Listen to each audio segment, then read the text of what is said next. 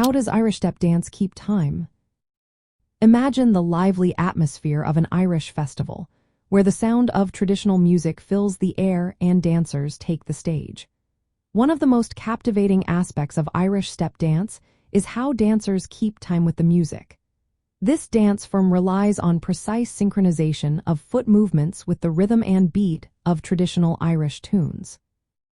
Dancers follow a strict timing pattern that aligns perfectly with the musical counts, often structured in sets of 8 bars. Each step is carefully choreographed to fit within these musical bars, creating a beautiful harmony between movement and sound. For beginners, routines often involve counting sequences like 1, 2, 3, with specific hops, skips, and points that match these counts. The music typically features jigs, reels, or hornpipes, all of which have a clear, steady beat. Mastering timing means not only keeping to the beat but also executing each movement with precise duration. Some steps take 1 beat, while others may take 2 or 3, depending on the dance style.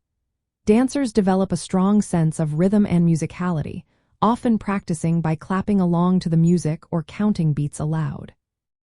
In terms of technique, Irish step dancers maintain a stiff upper body and crossed knees, performing mostly on the balls of their feet.